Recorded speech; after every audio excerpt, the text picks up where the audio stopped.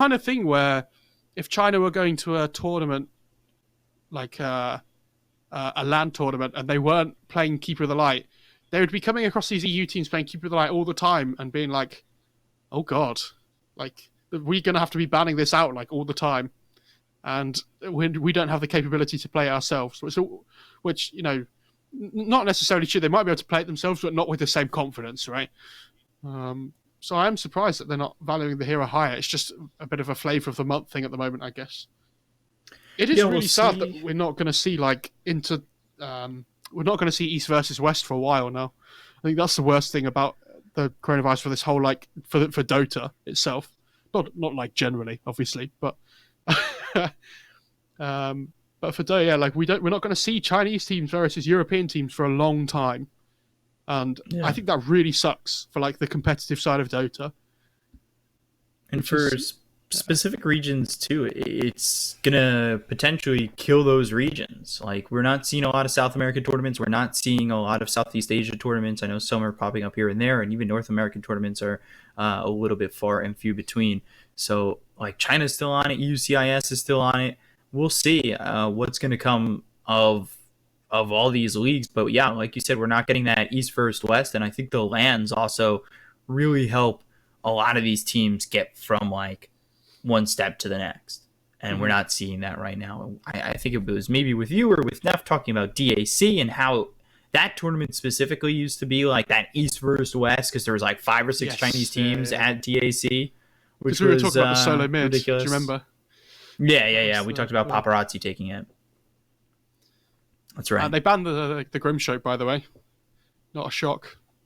I think it was just far too good last game. They actually first faced the Ember this time. I'm pretty sure they were confident on that hero, even though didn't they last pick it last game? All of a sudden they're like, well, we might as well just take Ember. This hero's still really good for us. No reason not to. And what do you pick against Ember as well? Like when you see it at the start of a draft, it's like, well, Ember's just a good hero. Yeah. We'll have to see, what they can do with the Ember this time around, though, because that first game it definitely felt like it had a little impact, but of course that was also a lineup from Royal Never Give Up that was able to do stuff so quick, and they go back into the Dragon Knight. Obviously, they won't have that Grimstroke to be with the Dragon Knight, but this time around, they go to the Oracle, and I saw Oracle earlier today in the EU CIS region just dominate. Vanscore started the game like 7-0-3. It was kind of disgusting. It's a really good hero, honestly, and something like Oracle got a buff to his level 10 talent as well. I don't know if you saw. Yes! Anyway, sorry, back to my point. He got a buff to his level 10 talent now, so Purifying Flames... Fortune's End, the Q, now has a talent that makes it plus 0.4 second, root duration. Max and minimum channels. So even if you, use it and let it go straight away, it lasts for an extra 0.4 seconds, which I think is, a really nice buff to that hero, actually. People should be feeling good about that as Oracle players, I think. But there's the Keeper of the Light. He's back. And then also has the False Promise cooldown that went from -60 to -80 or something like that. I actually have it up right here, so I don't know why I'm guessing. Let's be honest, Oracle doesn't get levels. So all the talents past level 10, they don't mean anything anyway. Sorry, I misspoke. Not -60, -80. It was plus 35 movement speed to -20 seconds False Promise cooldown. -60, -80 would be ridiculous. That's probably mixed that up with somebody else. It's like 0 cooldown. Yeah, somebody alive the whole game. Well, I think that's balanced. Very balanced. Okay, but, so I just want to talk about this because I really like this Legion pick. Keeper of the Light also lost 2 base damage in the most recent patch, and I think his laning stage, in terms of bullying out offlaners, is now really bad. It's kind of like Oracle levels, but worse, because you don't have the nukes to make the laning stage easier for yourselves. So the Keeper of the Light is basically just an enabler of a core hero to have a good laning stage. This Legion is going to bully this Keeper of the Light in the laning stage really hard, and it also gives them hard lockdown for this Ember at all stages of the game. So I think it's a really good idea for them. And also they can never lose a duel because they have Oracle. So Legion can be as aggressive I as he also think wants, the right? Legion is a preemptive pick to potentially a bristleback with the Keeper of the Light. Possibly, You but know, like the Ember tends to be the pairing with the Bristle, at least a lot of the time in EU, if they pick those heroes together. And I think picking Bristle into DK feels really bad as well, because it's like all physical damage, and DK just doesn't really care about physical damage. so we'll see Uh, what they go to on Aster. As they've got the Kata, they've got the Ember. So their team fight, at least to this point, I mean, they've got the Will-O-Wisp. We'll see what else they match it up with. I've this like seen the thing maybe about the Ember Mars, but Mars, yeah, that's okay. The thing about the Ember Cottle, though, right, is that it doesn't give anything away about your draft. Like, you can pick Ember Cottle and you know it's always going to be strong. Like, you can go any kind of direction you want now with your draft. Is QQQ still the coach of Aster? I think so. I mean, I know he was before. I'm just assuming he still is. Yeah, Like, it still says he is. so I'm assuming, like, it's him drafting for them still at the moment. I don't actually know how it works with them now that they're all not on LAN and stuff. So I don't know how And of much of an course, impact he before has. that, he had that huge impact with LGD. I think there was a lot of time when he eventually went to Aster was like a recovery time for LGD too, because he is a very impactful part of the team. And Aster actually go to the Brewmaster, which I've seen a handful of times recently in the Chinese region. One of those times was on a safe lane Mugi lineup, or safe lane Brewmaster for Mugi on Newbie. And now Royal Never Give Up, they line up with the Legion Commander and go to the Skywrath Mage. They're looking for that Mystic Flare combo. Yeah, it's really important they picked up some hero that had burst. Not just to allow them to win a duel, but they need to be able to kill this Brewmaster off before he gets a split off. And it's also a really good Sky game because like both the Ember and the Brewmaster really hate being silenced and like trying to get blown up straight away, right? They want to be able to like take these long engagements with the Ember where he just constantly pokes away, like long engagements with the Brewmaster ult as well. Ooh, interesting. So I assume he's going to go for like an SMY Satanic kind of build on the troll this game. I mean, I assume that's Triple C's hero. The status resistance is really good up against the DK and the Legion Commander. But it also feels like he probably needs a BKB as well. So it'll be interesting to see which kind of route he goes for with his item build. I mean, we've seen a lot of the Chinese trolls build Battle Fury as well. I'm pretty sure every single troll that I've seen in this region has built it, which I'm not necessarily a massive fan of. I think it's a really good diffuser game at the moment, but he needs like the defensive capability. So he might just end up going for like Battle Fury BKB or something, I think. I've seen Diffusal into Battle Fury, or Ooh. even Battle Fury into Diffusal with the troll a couple times. Not sure how you feel about that. I don't mind Battle Fury into Diffusal if it's a game for it, but I think Diffusal and then going back for Battle Fury again feels really sad. So they're banning the Rubik, expecting a 4. Completely ignored right now is the Phoenix. Any chance we see that for Aster? Not for Aster, I don't think. I think they need some kind of save. I'd actually wouldn't mind seeing a Tusk from them. I think would be really nice. It's not great with the Brewmaster in the lane, but it also means that they can tri-lane if they want to as well. With the Keeper of the Light Tusk, like Ember, early on, while the Brewmaster kind of just does his own thing. Also gives them some nice burst punches coming through. I don't know if you've ever seen a troll with tag team, by the way, but it's very funny. Just wailing away at somebody. Tag team early always seems to be pretty disgusting, as it feels like Tusk can just, with the right lineups, especially.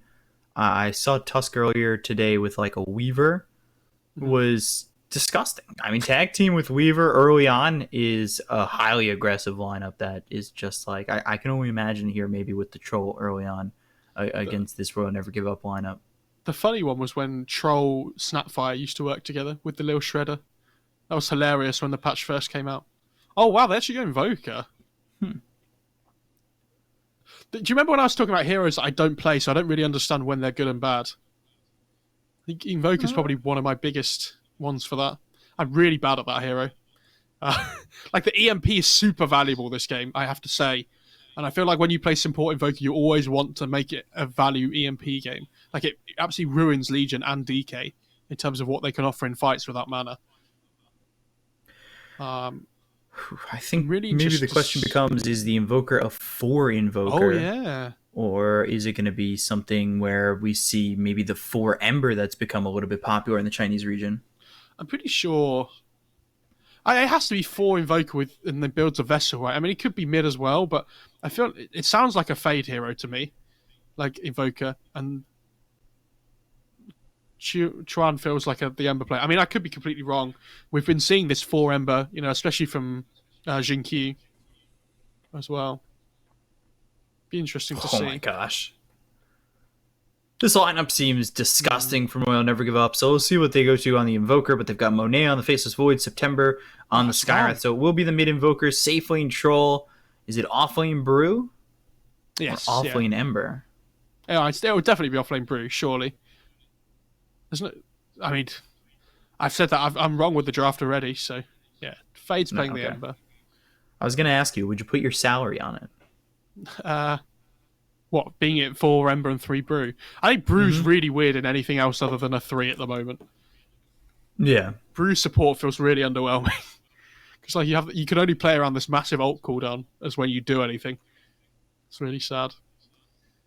Whereas Ember kind of like, you get some levels early on and you're always useful. So let's see. We'll see how this Invoker does against Setsu on the DK. So it goes from Monet on the DK to Monet on the Faceless Void.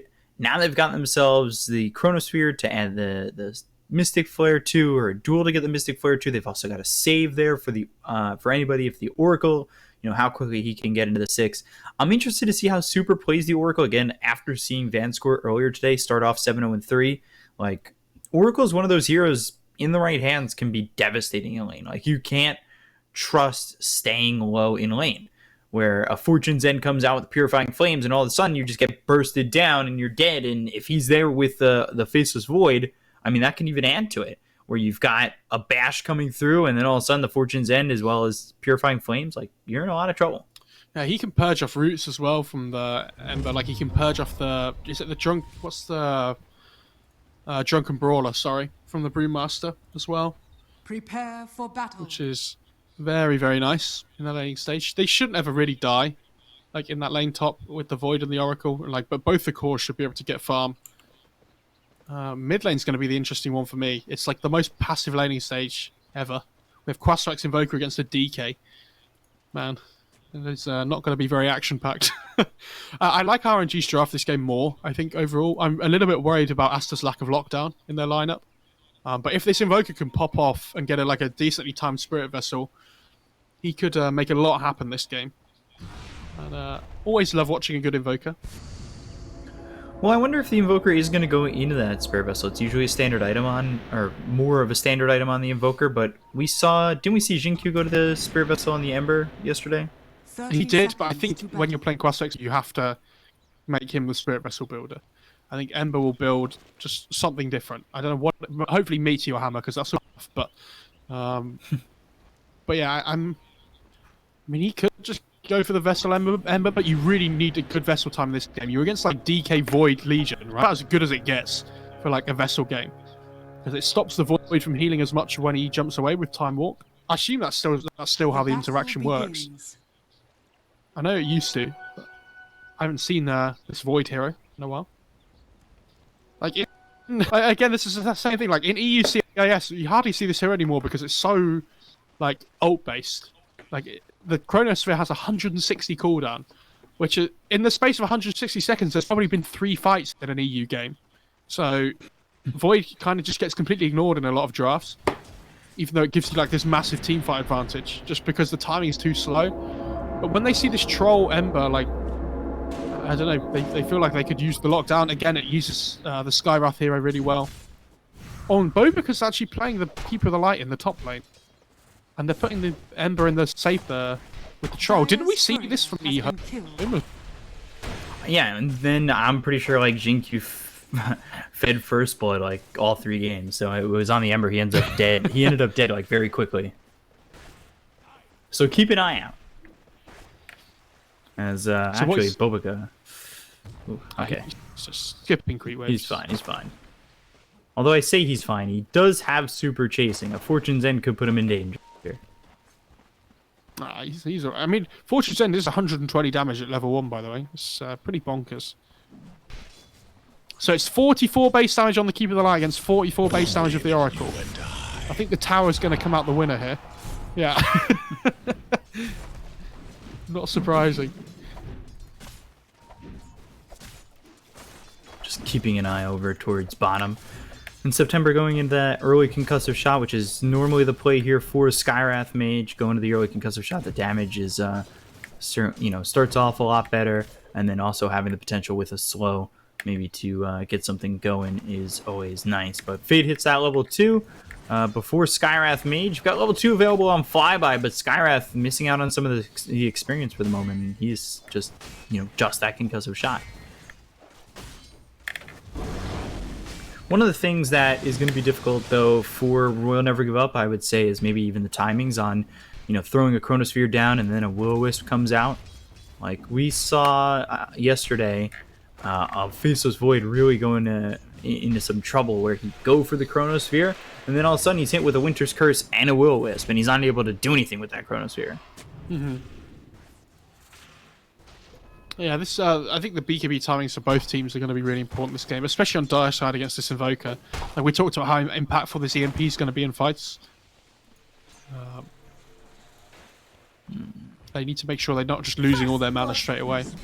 Oh wow! They end up losing that Ember Spirit for First Blood.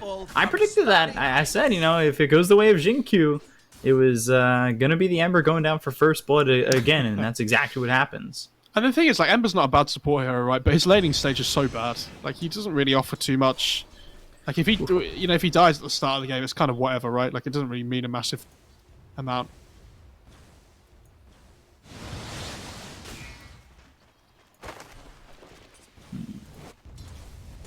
So, now you've got level 3 available on Flyby as well as SCCC, but Skywrath is, he's made up some ground in terms of experience. It's all the Venom face, so annoying. We saw that with Jinkyu too. It was just Orb of Venom all 3 games, I believe, right? When he played Ember, Void Spirit, and then he went with, what was the 3rd game position for? That was odd. Ricky, right? Yes. No, it was Clinks. Oh, yeah. Clinks, and then we saw... In the second series, we saw Ricky. We were seeing Ricky 4 position going Diffusal Blink Dagger. It was hilarious. I love that both supporters, by the way, the people in the off lanes decided to move to try and secure the 4-minute rune as well. That was really interesting. Like both of the supports just mirrored each other's movements completely. I wasn't expecting the Keeper of the Light to do the same thing, but especially when neither of these heroes go bottle, right? The thing is, like, if it's a DD rune, it's just so lane winning for both these mid heroes. So they wanted to make sure that one was going to be secured. I feel like this is something a lot of the teams that I've watched before recently, not in China but in other regions, haven't done enough of, is securing these 4-minute runes. But the laning stage tends to mean more in the games that I've seen, whereas this game feels more about what the mid game's gonna turn into, rather than the laning stage. There's certainly moments where it feels like that 4-minute rune can be a make or break on some of these heroes, especially when they've gone early into that bottle. But in the situation, like we said, neither of which had a bottle to start this one off in, and they're both, at least for the moment, pretty close to each other. 26 and 6 for the DK, 22 and 4 we're just gonna get for the Invoker. Oh, one more shot! Yeah, he's got it. Super gets it and TP's away. Oracle and Keeper of the Light might be the only 2 heroes where the courier needs 3 hits to die instead of 2. That's really sad. And Super afterwards TP to mid and will rock his way towards bottom. This could be very interesting. Yeah, he did ward. CCC. Okay. Uh-oh. Concussive shot comes in. They've got the silence, and they're charging up the Fortune's End to get the lockdown there to grab this kill. Need to get a little bit more damage, and they finally will have it with the Purifying Flames coming through from Super to finish him off. and that is a great rotation from Super to help get that kill and secure this lane a little bit more for the side of RNG. I mean, Monet top lane, by the way, has 3 points in Bash as well. He's bullying this Brew so hard. This is the good thing about the Oracle rotation, because the Spoonmaster can't really do anything to the Void in the laning stage, so Monet doesn't really need any help. And he has Chrono up now as well. Like, look at he's almost a level and a half ahead of XXS, because this Bobiga Keeper of the Light was doing, like, stealing so much XP from the lane. Radiant are scanning. Whereas Oracle was kind of just running around and doing whatever. This is a little similar to last game. They're going to see that Fade's coming over, and they also got vision on to Bobica. Does this get this Observer? It does. And he'll find it. The deny? Got it. Got the deny on the ward. Nice. Feels pretty good. So that top matchup seems like a repeat of what we saw in the first game. I can't even remember what happened in game 1 now, I'll be honest. I'm too focused on this one. What heroes was that before? Well, it's more like the Naga Siren against the Beastmaster, even though the Beastmaster was the one that ended up winning. However, like, it seems like a similar matchup in that, you know, the Brew's not really doing anything to Monet. Monet's, like, free to be here by himself. Super does end up coming back, but the reason that he feels so great by himself over towards top allows Super to then migrate towards bottom and get a kill on the troll. Yeah, the thing for RNG, though, is that... Sorry, not for RNG, for Aster, is that they need to make something happen with this Brewmaster level 6, right? Like, they can't be passive this game. Bot lane, looking though, bottom. Yeah, flyby getting low, and now press the attack. Can he escape? Okay. Looks like he can. No Sunstrike. They sent 4 heroes to the bottom lane, and they didn't get a kill. The hands are empty. I cannot tell you how awful that feels as an Invoker. Just after you pick up Urn, and your first gank, you get absolutely nothing for it. It's so sad. Dragon Tail onto Fade, not enough damage. Chuan making his rotation over towards mid. Sleight of Fist, Searing Chains, XSS is here as well. He's got the Primal Split, and he'll use it immediately. So the Cold Snap, the EMP, it's all there to go for Setsu, but they haven't killed him yet. He's got to press the attack on him, and finally they'll get the kill with the Chronosphere, follows it up onto the Brewmaster as well as the Invoker. Do they have the damage to do anything more? They've got the Cyclone onto the Legion Commander. So now XSS back to form. There's the duel onto the Brewmaster. Can they get the duel victory? Yes, they can. Now they'll look over the Invoker, but here comes SCCC as well as Bobica. They make the rotation. They look over at Monet, press the attack once again as well as the Time Walk away from this fight. But now the Concussive Shot as well as the Arcane Bolts hitting from this Skywrath Mage. He doesn't have a lot of mana to work with and no Mystic Flare, so it won't turn into anything more. But overall, I think that's a victory for Royal Never Give Up. Sure, I always love the first fight in a Dota game where just as everybody hits level 6 in the side lanes for the first time. Because everybody just presses their buttons all at once and they're like, we'll just see how the game's going to go, right? We'll all click our buttons, we'll all press our ults, and just see what happens. And RNG definitely coming out ahead of that one. Really nice chrono. Keeping this Invoker locked down for a nice amount of time, but yeah, I mean, I love that the XXS on the Spoonmaster came mid and tried to make the kill happen on the DK. Like we said, he has to make something happen, like with this split. But unfortunately, you know, they get the kill, but I mean, DK doesn't really care too much. He's got ult up again in 20, and he's just going to start poking away at that mid-tier 1 again. DK, is that really necessary? What did he do? He takes the Royal Jelly. Like, he doesn't have Dragon Blood as a skill. It's the mana. The mana regen feels so good. I know. The mana regen is good at 1.3 more mana regen, but I'm just saying. The thing that I'm really interested to see is at level 10, and the last game we saw the DK take the mana regen. I'm wondering whether, because he's against the troll this game, whether he decides to take the minus breathe fire damage reduction at level 10 instead, and especially because he has that jelly, right? Also, the other thing is jelly's now global cast range, by the way, remember?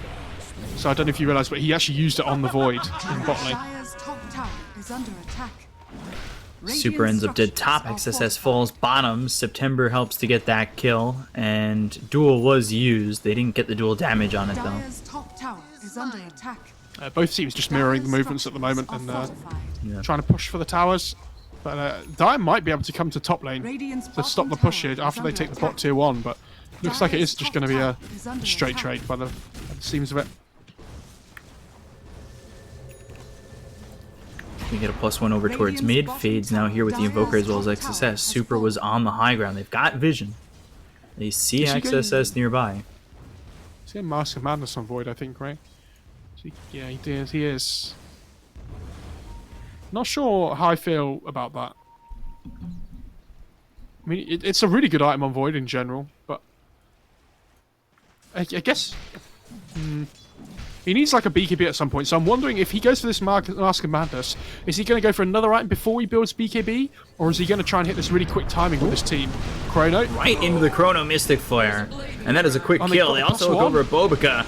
Lewis comes in, they've got Fade rotating as well as Juan, so they need to be careful on Monet, but the press of the attack as well as the Time Walk, that will keep him healthy, but he gets pulled back in thanks to the Will-O-Wisp. Time Walk is available, so he can just disengage. They've used Will-O-Wisp now, and I think RNG, they'll disengage, but they certainly have the opportunity to come back in. They don't go too far. Press the attack on this Void has really helped him out. Yeah, it's such a good a mechanic to have on your team, just this like cleanse. And the thing is, it's not just press the attack on the Legion, it's either like they have an Oracle as well who had False Promise that whole time. Like this, so they have this double cleanse available if they want it, which feels really good as a core player when you have that sat behind you. Yeah, and he did take the Breathe Fire damage reduction on DK. I think that's the right choice this game. Nice try. So they'll look over towards mid for a second. Oh, and they smoked. I'm not certain if they saw that or not. I don't think they did.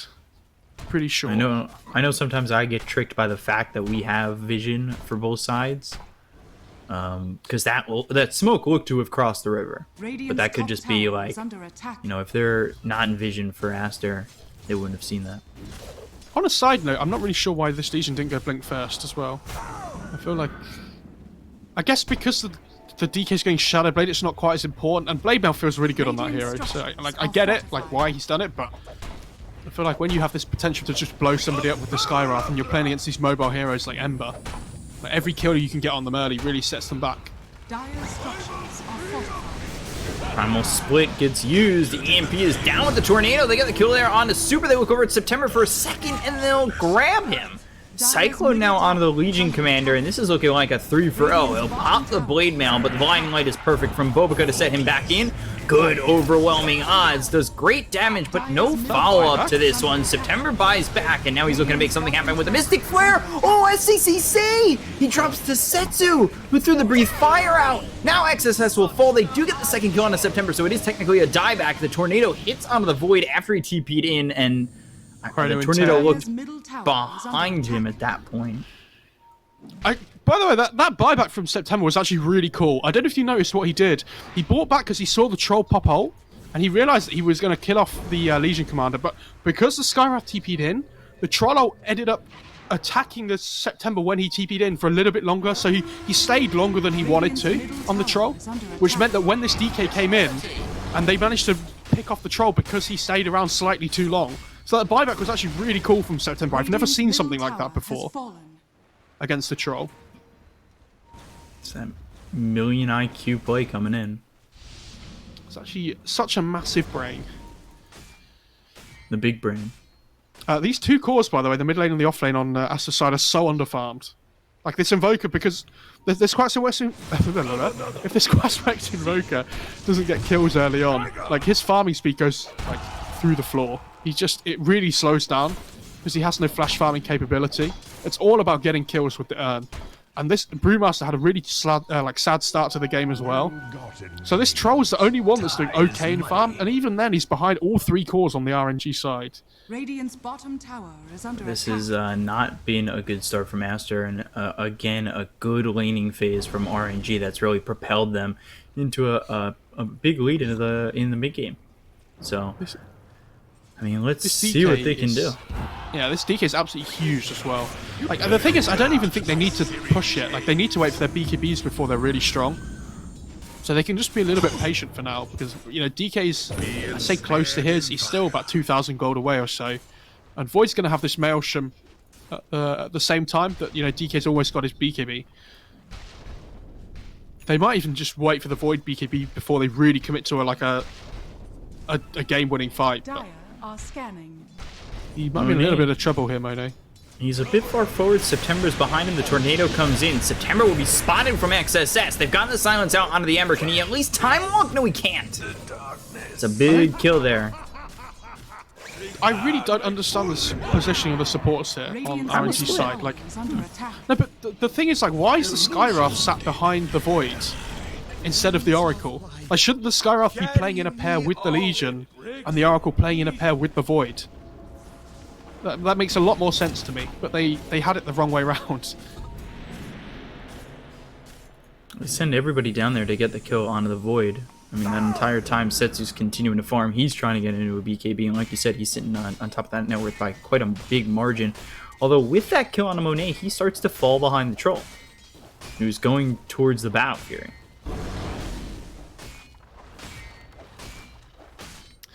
Man. Oh, Bobica. He's going to get his outpost stolen from right in front of his eyes, and there's nothing he can do.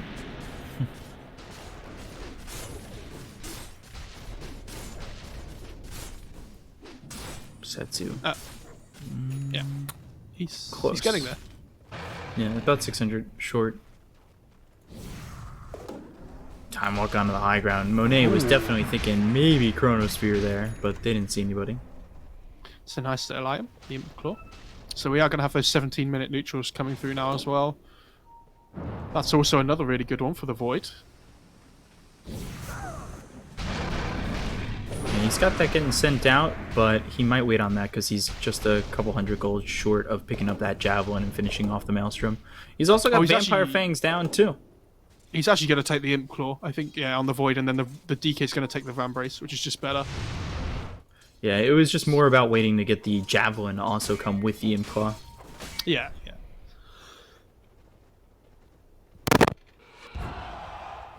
I had to cough there for a sec, and I panicked because I couldn't remember where my voice was going to come through. Dual Mystic Flare coming in on the Schwann. They've got the Willis down. They don't get the kill there onto the Invoker, but afterwards, now he's into the Ghost Walk. He tries to leave. Finally, he's looking for an overwhelming odds, trying to find the right mark, but he won't. Meanwhile, September ends up dead. They've got Super retreating, but a couple of shots. Chronosphere on a 2.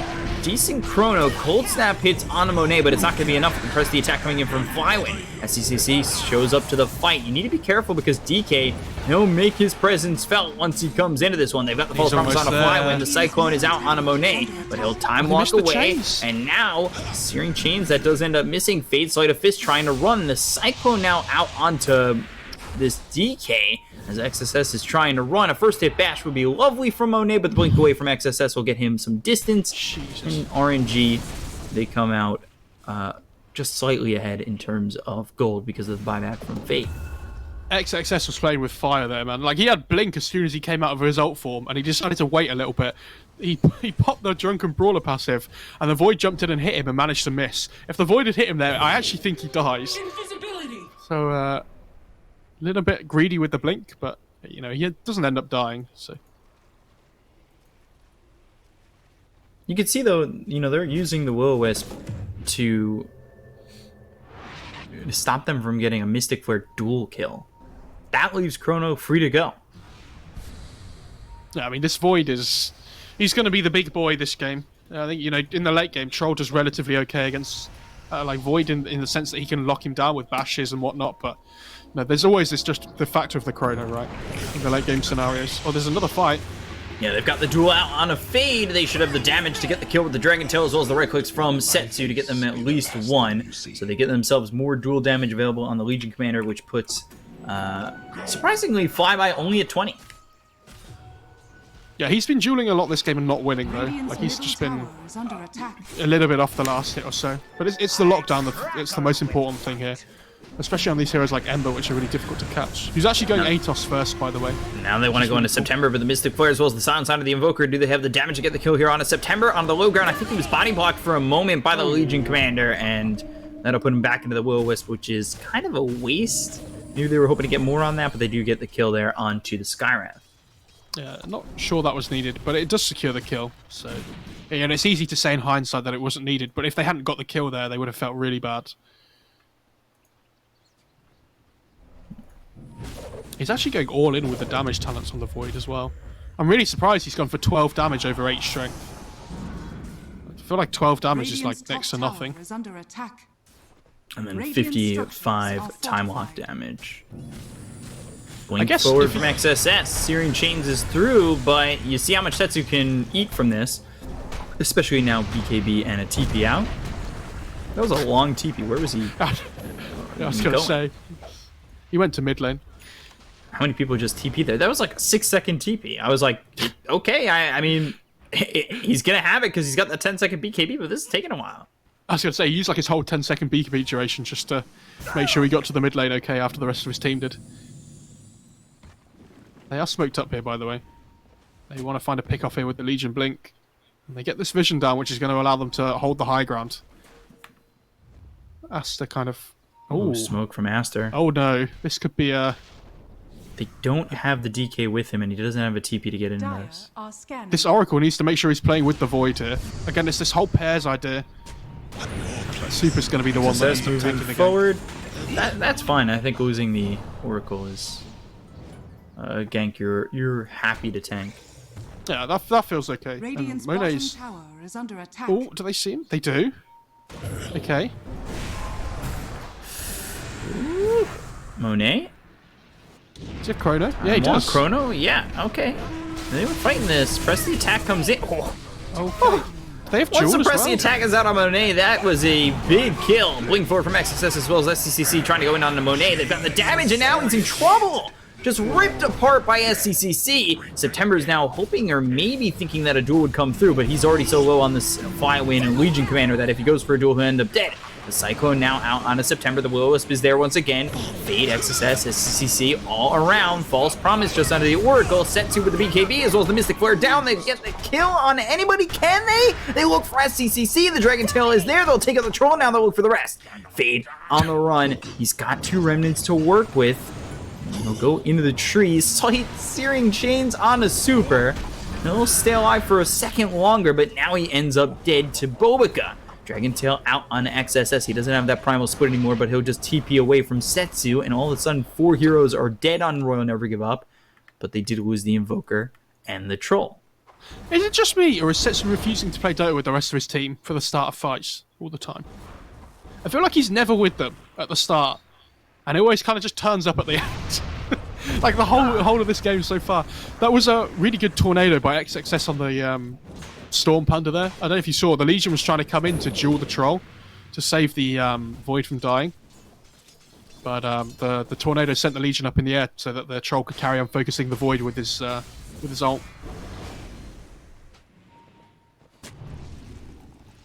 This is a 7,000 net worth lead for RNG, but I almost feel like if Roche gets into the hands of Aster, the game's just about even. I know that's not going to bring the net worth as close, but an Aegis for Aster seems very, very, like, game-saving. Kind of, but like at the same time, I feel like RNG are like, they have this massive net worth lead, but they're still making quite a few mistakes like throughout the game. So I think all it takes is one clean fight by RNG where the Setsu DK is there with them at the start of the fight, and I feel like they absolutely wipe them to bits. So even though like they have this potential, like with the Roche, like you say, if they get the Aegis, the Troll feels really strong. They are a single core lineup still at the moment, right? And on the Dire side, like all 3 of these cores are scaling in an okay position. Like Legion, maybe not so much, but when the Legion has BKB, what do they do? Like when Void, now that Void has BSB, like what do they do on the Radiant side? There's no like counterplay to the BKBs. Monet just gets Chronosphere back. And he's got that BKB now at 10 seconds. They'll go in a Roche. They'll try to get this. Send Flywin over there. He's trying to build in the BKB as well. They know how strong they are, like with these BKBs, because it's all magical damage on the Radiant side, apart from the Troll. Blinding Light. Chronosphere only lands on XSS just barely, but that's enough to get the kill. He popped his BKB too. Bit of a, you know, it's just a BKB to make sure you win the fight right there, because it's easy to say for us because we can see on the high ground, like, and everything. We don't know if like the Radiant were going to be smoked or anything. But now it almost makes this fight feel a little bit more troublesome for RNG as the BKB is being caught by SEC as well as Setsu. They look over the Oracle. Can he stay alive? Super now out of the Will-O-Wisp, but the Sleight of Fist comes in from Fade to get the kill on the Super. BKB's been popped by Setsu and now done with. First hit bash from Roche. Roche may be rooting for Aster on that one.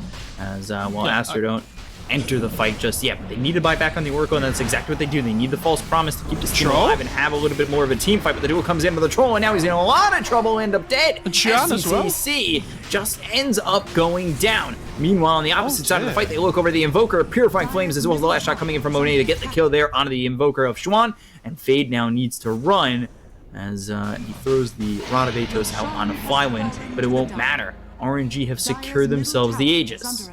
I cannot believe that Troll ran in without BKB or... I mean, like, he had ult up, but...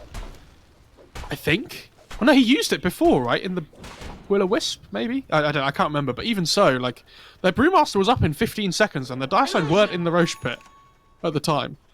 That is a very brave thing to do when you're playing against, like, all this magic damage control. Like, even the Dragon Tail from the DK. But, like, even if you pop BKB on the... Troll or something, like, there's still the, like, duel to worry about and all sorts. You gotta be so careful on SCCC this game. Maybe he felt like the ult was enough to be able to save him, but... If you don't pop it before the duel comes out, then, you know, you're probably gonna die anyway. Yeah, he gets caught in a really poor position, and now Royal never give up. They'll focus their attention towards bottom. They bring over a couple SCCC as well as Xuan. Monet doesn't have Chronosphere for another 39 seconds, but they'll go into the Primal Split. They look over at Flywind. They might just have to give up the Legion Commander. The question is, do they want to turn and try and fight this? However, I say they need to try and give up this Legion Commander. They've got the False Promise. That'll keep him alive for a little bit longer, but the damage coming in from SCCC. By the way, SCCC, he's taking a lot of damage. He needs to be careful. He pops that BKB, and they get the kill on a Flywind, but, well, XSS, he's back to form. Mystic Flare is out. XSS taking a lot of damage, and down he goes to Monet, who's popped his own BKB. He's got that Aegis Remnant back from Fate. The Sunstrike's not going to land, and now Setsu will try to claim the Tier 2 tower over bottom. I'll be honest, the way that I had my camera, it looked like the Sunstrike was going to hit him after he jumped, and it wasn't even close. So that was really sad. I made it sound a lot more hype than it should have been. Hashtag fake hype. Tweet at mofaradota.com. Oh no. And what have I become? Ooh, telescope. Radiant's middle tower is By the way, the They're gonna give it to Skywrath the Mage Oracle. just 3 null talismans and a Boots of Travel. Yeah, they give it to the Oracle. I was going to say, I think that's a better choice. Yeah, I like this Skywrath build though, because it allows you to just go back to base all the time and get mana, which you kind of struggle with. And he got Mindbreaker and Spider Legs on the DK. That's incredible. I assume Void takes the Mindbreaker. Oh, he takes Titan Sliver, which he just got. Okay. Chuan? Jesus. Ooh. He came any closer, he was in trouble. There were Sentry Wards down.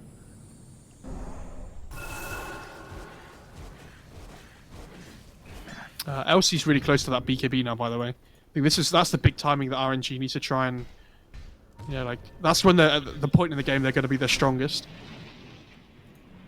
This was the DK that we were seeing more and more of, but I still got a lot of DK losses prior. Oh no, Monet! A swing and a miss! Oh, what a bait! Brewmaster duel and the Mystic Flare. It was a bait Chronosphere. SCCC now in a little bit of trouble. They've got the Deafening Blast hitting onto the Void. He'd love to have a Chronosphere in that spot, but he's not going to have it as the Fortune's End, though, comes out on a Xuan. Back behind the Will-O-Wisp is the Legion Commander, who's waiting for an opportunity here as Monet gets just lit up and killed for the first life. However, the Troll's going. He's dead for 70 seconds, and now SCCC needs to get back. He's got that BKB running out, and now RNG will look to re-engage. And they certainly would love to go in on this. That's a really sad point for the DK there, where he really wanted to have Blink instead of Shadowblade, right? Where he can just blink in and find the +1s. With Shadowblade, it's not really the same.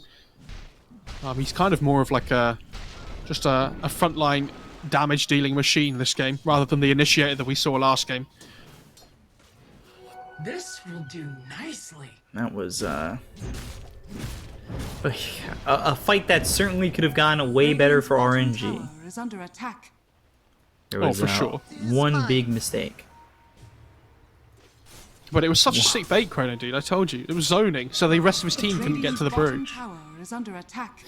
Rest of the brew's team couldn't get to the brew. I mean, A big 160-second mistake. Blink, Thunderclap, Blade Mail popped. Now press the attack, but 3 heroes here, enough to get the kill. Oh, dude. He just got his BKB as well, coming out on the courier. That's so sad.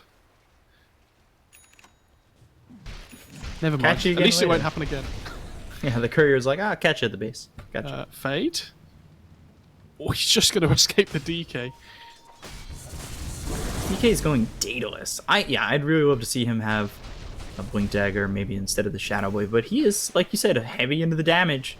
Went to the 25 damage, 20 strength. Now, instead of that cooldown reduction, but he's got the Shadow Blade and Suna Daedalus and Mjolnir.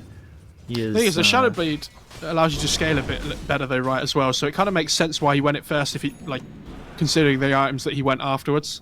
Like, it gives you attack speed, it gives you damage, helps you farm a little bit better than Blink would. And you still have that initiation with the Invis. Out of Atos, Sleight of Fist, Searing Chains. They've locked up Setsu, but to pop the BKB. They've also got September nearby with the Mystic Flare. Silence is out onto the Brewmaster. XSS. How many times is that going to happen? Yeah, he has the hood as well, and he's like, guys, this is fine. My hood will save me. I think that's fine. Like, well, it's not fine. It's a bit better for him if he pops the hood active before, but... Duel on a Fade. Buyback comes in from the Brewmaster, and now Fade trying to maybe get this kill on a Flywin, but he does have that BKB. They'll go into the Primal Split. They'll try to TP out September. He's got the boost travel, so he is gone. And Monet looking for the opportunity. Chrono this time lands. It's on both the Invoker as well as the Troll. SCCC will be killed off. They'll get the kill to the Troll. He doesn't have buyback for 70 seconds. They look over at Schwan. As now the Willis is down, but it's not going to hit on anybody except for the DK. But they've killed off the Invoker. He's got buyback. He might be forced to use it. DK hits the Dragon Tail onto the Brewmaster. XSS trying to man-fight this, but he's no longer got that Primal Split. He'll end up dead. He's gone for 75 seconds. They look over at Fade. They get themselves a fourth. The Sleight of Fist to survive a little bit longer, but he is gone. So 4 heroes dead, and RNG will take your base. Really well played by RNG. They kind of bait them out of their base a little bit there, and like they said, they're just sitting on the high ground and they're ready. And Monet was just sat behind those trees just to the left, and instantly pops, gets the Chrono on the 2 cores. And if the Troll hasn't popped BKB or ult by the time he's in the Chrono, then it's going to be good night for him. Radiant's top barracks has fallen. And they smoke. They smoke and just walk onto the high ground. Like, yeah, we're backing up. That's sure. Dual Mystic Flare, dual damage. Flywin, 74 now. Oh, the gem as well. I'm pretty sure he just picked that one up. Oh dear. That's like buying the engagement ring and dropping it on the proposal.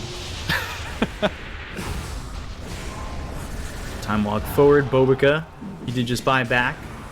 Monet, he doesn't have a second life, but he does have that BKB ready to maybe turn this. And now Monet with the BKB looks over at SCCC. He goes into the battle trance trying to survive, though. False Promise will keep him alive. Now over on Asetsu, they've got the dust. They'll chase and bash, but press the attack is there, and he'll survive once again. A lot of Atos, deafening blast. September's dead. He's got buyback, but the BKB for the second time from Flywin, and now it'll run. Super, TP's out, but the Searing Chains, I believe, hit on a Monet, so he is here with Flywin and now trying to run. Might be a slow chase to try and kill this Faceless Void, but they don't exactly have the gap closer when he's able to just time walk away from a majority of this Aster side. Blinding Light pushes the Legion Commander back into the hands of Aster, and they get the kill and they get the gem back. We found it. The engagement ring is back. Yeah, that's okay for them. But again, like, if you open the net worth chart, Recop, and you look at the net worth on the side, look at where the Invoker and the Brewmaster are. This Brewmaster is the most sad panda you have ever seen in your life. Yeah. Blink Dagger. Blink Dagger. Yeah, that's about it. I mean, he's got a hood, but I mean, Jesus. He really needs a BKB this game, honestly, as well. Like, he would have loved to have been building a pipe, or like he's got Aeon queued up instead, which also works instead of the BKB, but he's so far away from anything at this point in the game. Radiant's middle tower is under attack. I will say, and I will give credit to Aster on this one, they're 21,000 net worth down in a game that looks very done. But anything is possible until the Ancient falls. They have not called GG yet. They want to pull it back. See if they can. Yeah, like, Troll is still, doing a decent amount of damage. Like, he has Bash, he's got the Orb of Destruction as well, which really helps his physical damage output. But, like, it's literally all in on the Troll. Like, if they ult the Troll on the Void and they all pop their BKBs and just blow him up, like before he pops his BKB, then the troll just dies, and then the game's like kind of over, right? Like you see what kind of level the game's at because of SCCC's item build that he's got queued up. I think that says everything you need to know. It's also kind of nuts that they still have the tier 1 over mid for the side of RNG, and that allows Monet to come into this.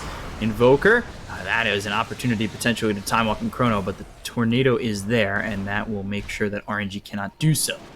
Yeah, they just go into the Roche now as well. That's the most important thing here. I really like that he went for the armor as well on the DK this game. You know, there's no way of kind of... There's no Silver Edge on the Radiant side or anything to break it, so... You know, he's just sitting at 31 armor now, and he's built loads of damage items to make up for his talents.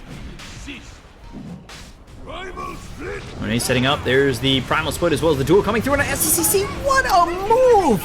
Absolutely an amazing move from Flywin. Bobica dies, as does SCCC. The GG will be caught as they've also locked up Juan inside the Chronosphere. And they get themselves 3 kills. They don't even need to finish off the Roche as RNG take the series 2-0. What a move by Flywin to cap that game. But like, it's so easy for them to do, right? Because they have 2 ways of 100 to 0ing the troll. Like, they have duel and they have chrono. So, like, one misstep from SCCC in this game, in like the late game scenario, just means that, you know, he's just 100 to 0, then the fight's over. Like, they can't do anything after that point, right? Anyway, this Ember, I know it's a good support at the moment, and it like the chip damage is really nice. Chains is a really great skill to have as a 4, but like Keeper of the Light Ember as your 2, as your like 4 and 5, and then having a Brewmaster as a 3, you just